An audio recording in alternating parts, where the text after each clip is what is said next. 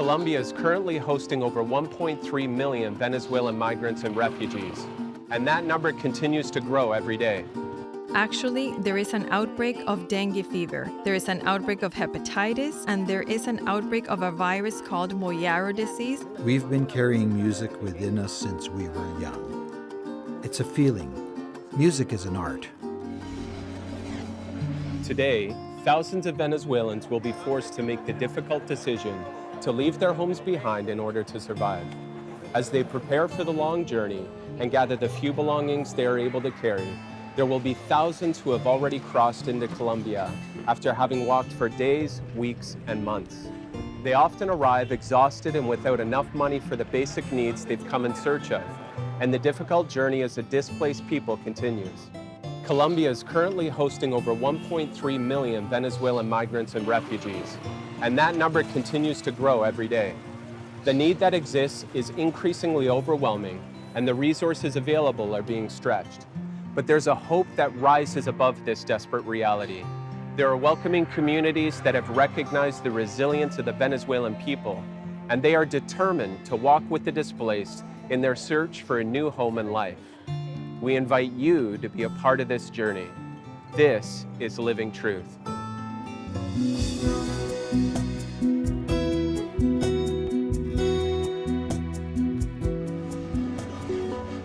Thousands of Venezuelans continue to make their way into Colombia through the Colombian border town of Maicao. They then journey over 450 kilometers to this very city called Barranquilla. Barranquilla is situated along the Colombian northern coast and consists of various settlement communities where many Venezuelans have been living for several years. The spectrum of basic living conditions like access to running water, electricity, and structural safety varies greatly according to each settlement area. The community we're in right now is called Los Angeles. Although living conditions are still modest, many other Venezuelans who have settled in other areas would consider this community an upgrade. The migrants who settle here have a better chance at being properly integrated.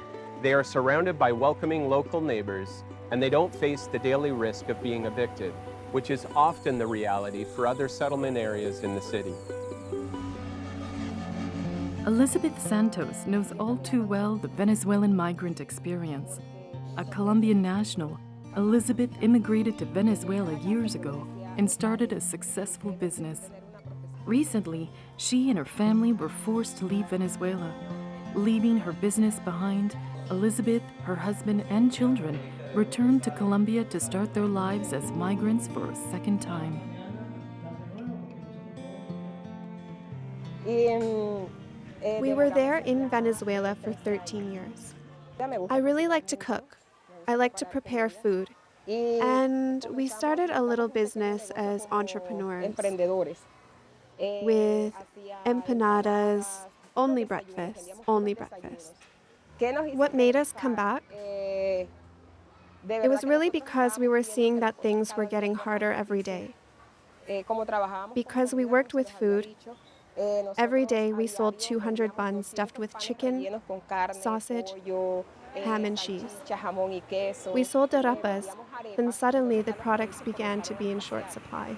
They weren't selling crates of flour, but they were selling 5 kilograms of flour per person. So my husband and I went and we managed to buy 10 kilograms of flour. So it was very complicated to stand in line. We had 2 little children. Now we couldn't buy 200 buns. They only allowed 20 buns per person. And this led us to think, well, now it's time for us to go back, because it's about the future of our children. What stopped us, or what held us back more than anything, it was the fact that we were leaders in the church. So we used to think about what was going to happen if we left. It really was very hard to make that decision. A couple of days ago, a friend there called me up and she was crying, and she told me, "Teach me, how does one flee the country of their birth?" It's very hard. So overnight, everything changes. You really have to start from zero, and that's the hard part. It's the part that affects you more emotionally. When I came back, they weren't letting moving trucks through the checkpoints. But the grace of God is wonderful. When we came on this road, we found ourselves with several guards we used to sell breakfast to. And my husband is very outgoing. He teases everyone. Because of that, he used to joke around a lot with them. When they saw him, they asked, "What are you doing here?" And we told them, "We're going back to Colombia. Which one is your car?" And he told them, "That one over there, that's our car." And immediately, because they were senior officers, they told the others, "Allow this car through." We could see the grace of God in this moment, where they didn't inspect us at all. We ended up in a small one-room apartment. We didn't have any space for more than our beds, and so the other things had to go in the backyard. Because of that, our things in the backyard were stolen. The work done for the Lord is never in vain. It's not in vain. I always remember an expression that my dad told me when I was 10 years old. He told us a verse that says, "I and my house, we serve Jehovah." And he used to emphasize that to me. I didn't know that he was saying goodbye to me, and those were the last words he said to me. He told me, "Daughter, never forget that the best thing you can do in life is to serve the Lord." It's knowing how I would like to be treated in a foreign country. It's knowing that they, Venezuelans, too, are children of God. They're His creatures. And working with them has really been wonderful for us, because in spite of it, I've learned a lot. In spite of being born in a Christian home, this has been a schooling for me. I've asked them many times, if you were to go back to Venezuela right now, what would you do? Or what wouldn't you do compared to what you used to do? I asked them that.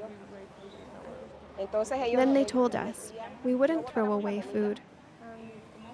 We wouldn't waste money on weekends. We'd share more with our families. So those are the experiences that they've had.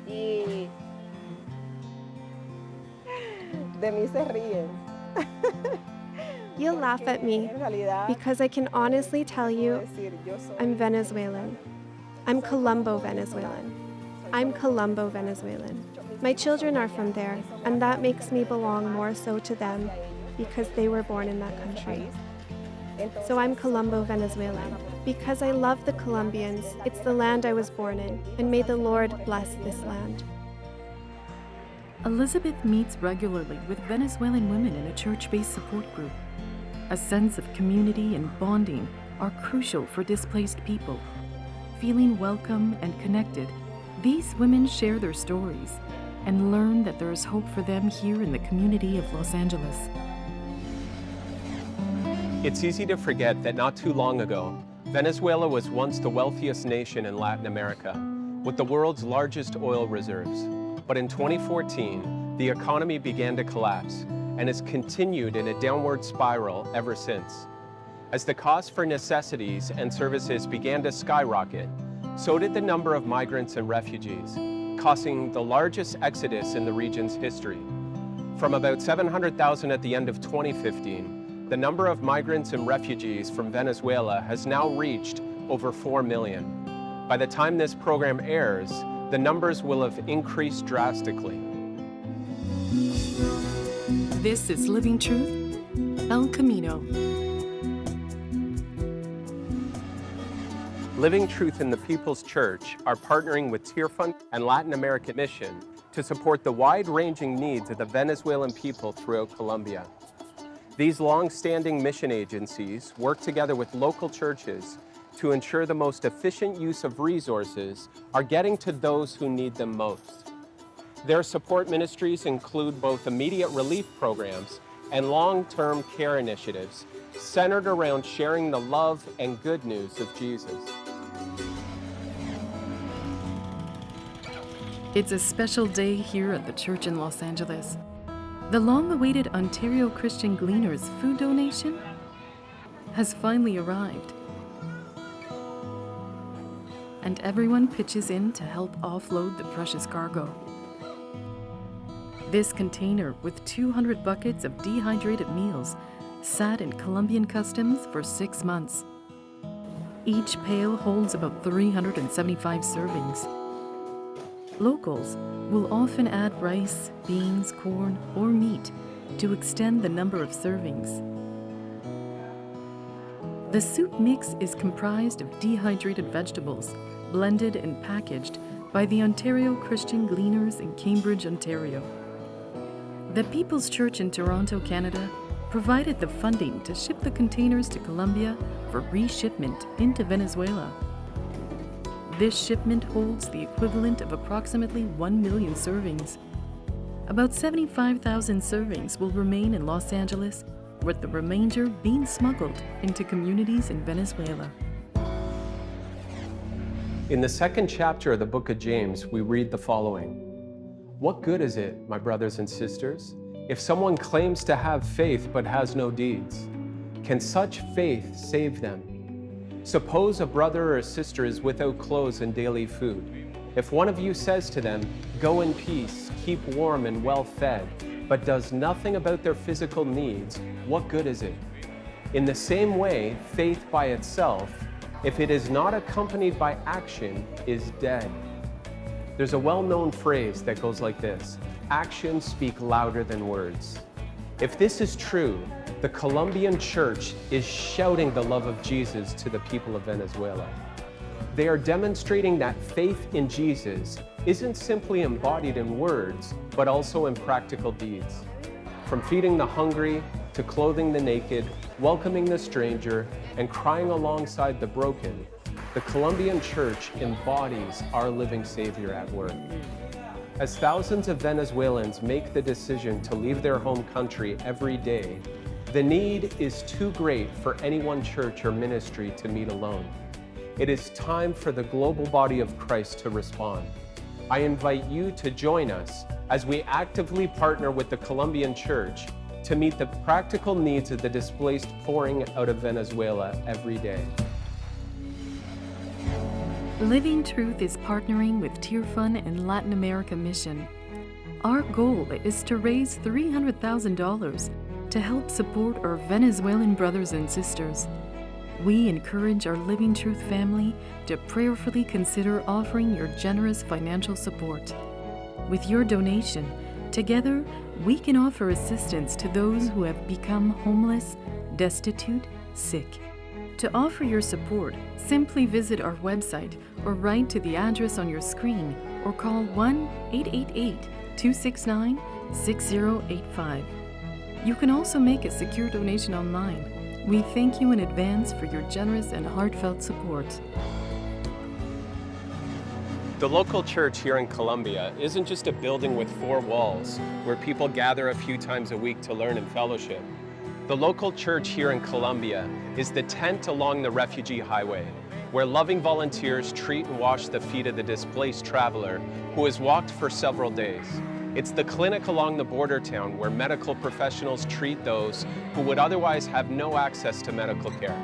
It's a space within a village where meals are provided to the hungry every day. Through educational programs for children, trauma counseling, worship services, and small group sessions, the church inspires the displaced with a sense of belonging and deep spiritual care. And it's the courageous women and men who risk their own safety to ensure aid is getting to those who need it most. The local church is made up of those who have personally accepted the call to connect God's kingdom with compassion, justice, and the good news of Jesus. Venezuelan refugees are leaving their country by the tens of thousands, and the road to elsewhere is long and arduous. Many travel on foot, and modest church-based clinics such as this one offer a safe place for rest, a shower, a meal, and medical attention. My name is Evelitze Naranjo de Ginés. I'm a volunteer missionary and I work as a volunteer doctor, both in Venezuela and in Colombia. The care given in Colombia is for the migrants, and in Venezuela to all who are chronic patients who don't receive medicine because there is an absence of such things in our country. My name is Fabio Ginés. Together with my wife, we are developing a social project I'm in charge of managing medicine, food, clothes, footwear, and since my wife is a doctor, she is the driving force because under her direction and the direction of God, well, in his first place is God's direction, it is to help people. With respect to health and medicine, there are no supplies. And the few supplies that do come are for the patients who need them the most. Actually, there is an outbreak of dengue fever. There is an outbreak of hepatitis, and there is an outbreak of a virus called Moyaro disease, which causes stomach ache, fever, joint pain, and the person can become totally unbalanced. There are no antibiotics for it. And due to the crisis that we have with dengue fever, there is expired medication given in the schools to children to solve the problem, but they're expired already, and that can bring more problems for their health in the future. Last month, we cared for more than 2,000 people, referring to those who showered, washed their clothes, and received medical care. That's not including those who also receive spiritual care. Our faith has moved us to live by faith and not by sight. We understand that in this moment, it's the time that we can help our brothers and sisters, and to understand that the Lord reveals himself at all times, not only in times of abundance, but also in times of scarcity. And it's here where we say, "Here I am, send me." With medical attention, some much-needed rest, and a welcome prayer, clinics like this one offer a renewed sense of hope to those who continue their journey. In chapter 25 of Matthew's Gospel, Jesus describes his return and the end of the age, and he explains the rich welcome that many will find in his kingdom. As part of that description, Jesus makes the following statement: "Then the king will say to those on his right, 'Come, you who are blessed by my Father. Take your inheritance, the kingdom prepared for you since the creation of the world. For I was hungry and you gave me something to eat. I was thirsty and you gave me something to drink. I was a stranger and you invited me in. I needed clothes and you clothed me. I was sick and you looked after me. I was in prison and you came to visit me.' As I've witnessed people washing the feet of weary travelers, I've seen Jesus. As I've observed the church feeding the hungry, I've seen Jesus. When I've heard the story of a mother who was 6 months pregnant as she made the arduous journey to get to safety so that her child might be born in better circumstances, I was reminded of the birth story of Jesus, how Mary herself had to make a difficult journey in search of safety, ultimately giving birth away from her home in a manger. Take a closer look and you'll realize Jesus is all around us. And he is especially here, hidden in the faces of the poor, the weary, and the needy, pouring out of Venezuela in droves." Hope can fuel our attitude. Hope of finding work to provide for one's family. Hope of settling into a new environment and feeling connected. Hope for a stable future. With hope can come laughter, song, music. The Venezuelan band known as Papayeras came together out of a collective hope for a brighter future. The buskers traveled throughout the neighborhoods of Barranquilla, playing both Venezuelan and Colombian folk songs. Requests are always welcome. Well, we came here to Colombia with the mission of finding a better life. Since we are musicians, we got together to make music. And so this is how we earn a living. I choose music as a way of life. It's no secret, we all know the situation that's happening in our country, Venezuela. In one way or another, I had to survive. And well, through music, we fill all the homes of Barranquilla, of Colombia, with joy. It feels like a family. Now that my family is far away in Venezuela, so now they're my second family. My mom and my sisters are back home in Venezuela. I left my 2 children. my mom, my brother, and my dad. My mom is in Venezuela, and I have 2 children. Well, I left my 2 children, my mom, my dad, and my brothers. It was so painful to leave them behind the first day, because that was the first time I had ever left my country in search of something else. And that was what caused me the most pain.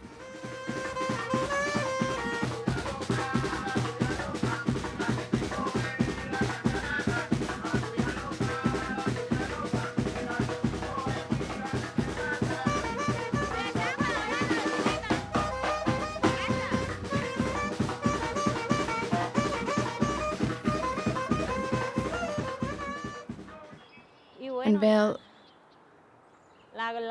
the last straw for me was running out of food for my kids. That wasn't easy at all. Unfortunately, we're a rich country, but poorly run, thanks to the government that we have in this case. My mom and my kids were what motivated me, as well as the things that are happening there daily. Every day it goes from bad to worse. Well, the last straw for me was the economic situation, the food. I had 2 jobs in Venezuela. I worked at 2 companies. I had the opportunity to have 2 jobs because the basic materials of what we produced ran out. I ended up unemployed. I had to leave.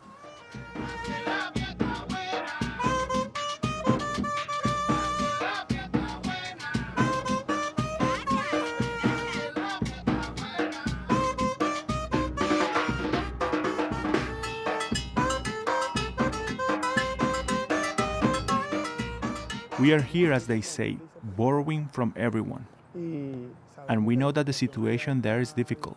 A bad government. The government seizes everything. There's nothing left over for the people. My future?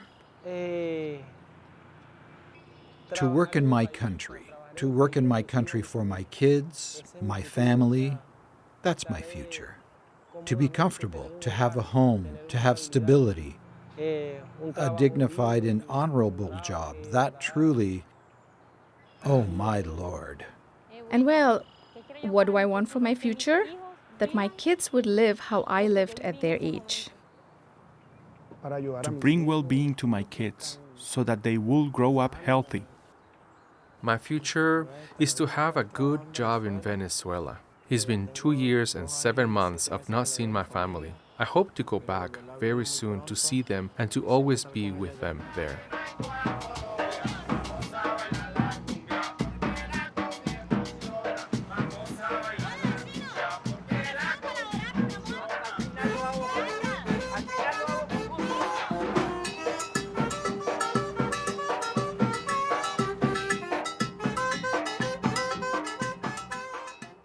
It's fun for them to listen to loud music, and they like to dance. And that's why we've had this very good reception. And it's opened the door for us on every street we pass through, in every house, every home. We've been carrying music within us since we were young. It's a feeling. Music is an art. Music. Music heals the soul. We've been going to places where there are very sick people, very sick children, and as they listen to the music, it's very satisfying to see how you're filling them with joy. Music for me is my life. I feel happy with music. I feel joyful, knowing that in another country, like here in Colombia, our culture is heard just as we listen to theirs.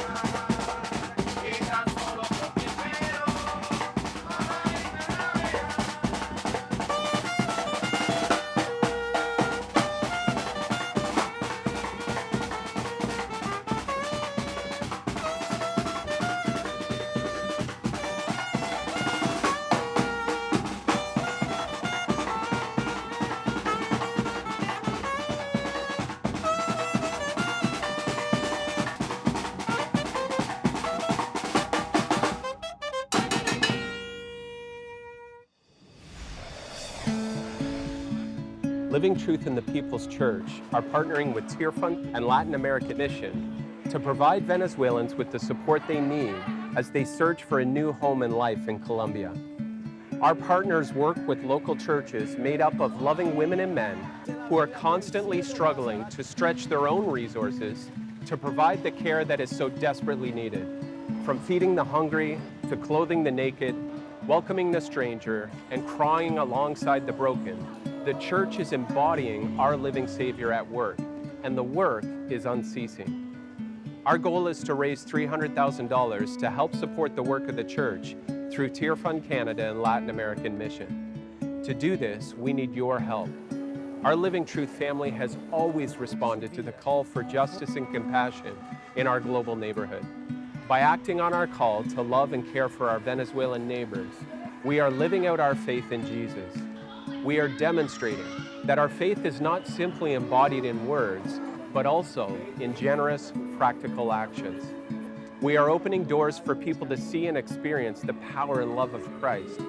We encourage you to prayerfully consider making a donation to support the displaced people of Venezuela. Living Truth, the media ministry of the People's Church in Toronto, Canada, is partnering with Tear Fund and Latin American Mission.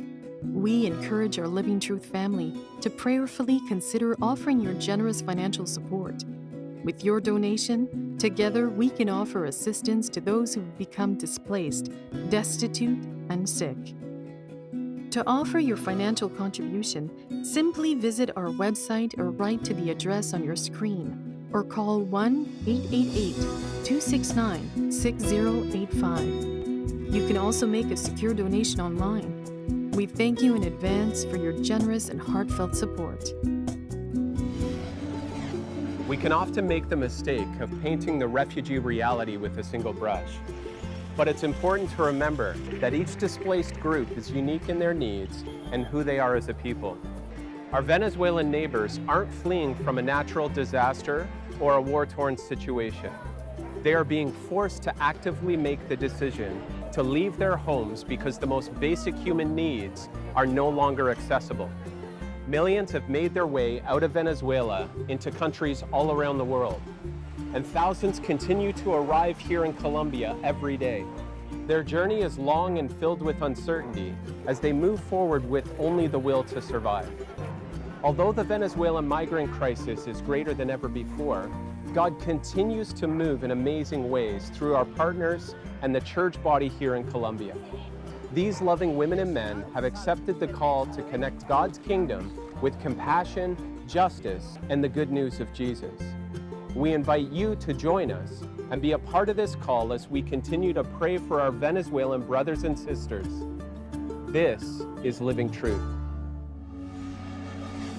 Join us next week as we return to the Resolve series from Brett McBride.